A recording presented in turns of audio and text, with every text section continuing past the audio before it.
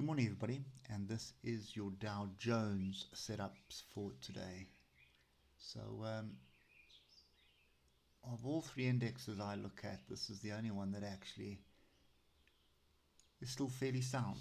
So, we do have two 8-hour levels here. I just want to get to the daily just to check which one is the daily level. Big daily pin bar, but that's a massive engulfing bar there. So, take it with a pinch of salt. It has gone parabolic, but I would expect us to find support somewhere, and if it's not at that daily level, look at this zone here, which is the top of the previous range from earlier in this month and late last month. So there is a lot of structure here, and we'll get to them shortly on the lower time frames. So first key level is 42,700, then you have 42,620, possibly 42,600 as well. And then a whole host of opportunities here. Each one of these tails on the 3-hour is going to offer a potential support area. Look at your oscillators at the moment on the 3-hour, pointing down, separating quite nicely. A little bit of a different picture that's on the 8-hour. You can see it's only just started, but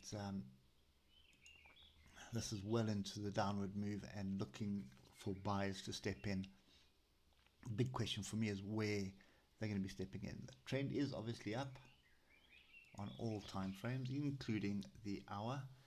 We've broken through the hourly support. Nothing really to read into that. So I suspect you're probably heading for 47,200, and that's the area I would be watching. I'd set my alarms for this. Just want to see the gap. I think the gap is closed. There was a week, yeah, the weekly gap is definitely closed, so nothing else to read into that, to be honest. There are other gaps lower down, and that's from the 11th. And just put this in here, because there's a gap right here at 42,550. So 42,550 is a clear zone of support. Okay, so what are we actually looking for? So I'm not looking for shorts, even though we are trending to the downside at the moment. I suspect we are hunting for 42,700, 42,600, 42,550. That's the zone of support I would expect us to get.